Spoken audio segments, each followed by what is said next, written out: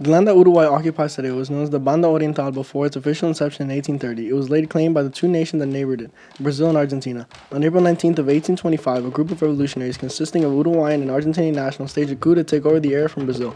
Led by Juan Antonio Lavalleja, the troops organized an attack that succeeded in gaining control over the countryside. They officially declared independence from Brazil on August 25th of 1825 to join the United Provinces of Rio de la Plata, prompting Brazil to declare war on them. Soon Great Britain got involved and sent Lord Ponsonby in 1828. Britain wanted to create a buffer state between Argentina and Brazil to ensure that its trade interests in the region were secure.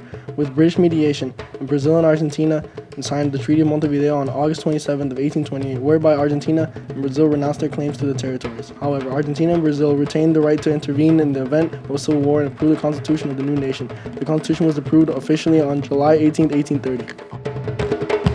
On July 18, 1830, when the Constitution for the Oriental State of Uruguay was approved, the country had scarcely 74,000 inhabitants. Uruguay's first years of independence were disastrous.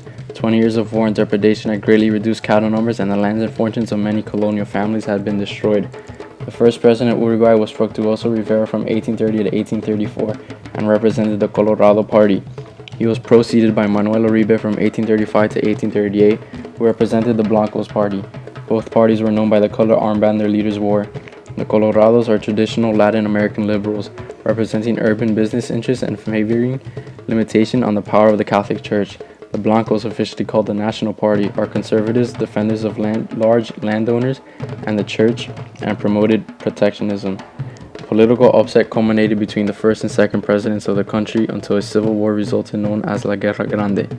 The Colorados would have had the upper hand, as they would be aided by France, England, and Brazil. In 1838, France started a naval blockade over the port of Buenos Aires, supporting their allies in the Peru-Bolivian Confederation. Unable to deploy land troops, France sought allied forces to fight Juan Manuel de Rosas on their behalf. As a result, they helped Fructuoso Rivera topple the Uruguayan president, Manuel Uribe, who was in good terms with Rosas. Uribe was exiled to Buenos Aires and Rivera assumed power in October 1838. Rosas did not organize Rivera as a legitimate president and sought to restore Uribe in power. On the other hand, Rivera prepared troops to attack Buenos Aires. British and French troops decided to intervene in the conflict, transforming it into an international affair.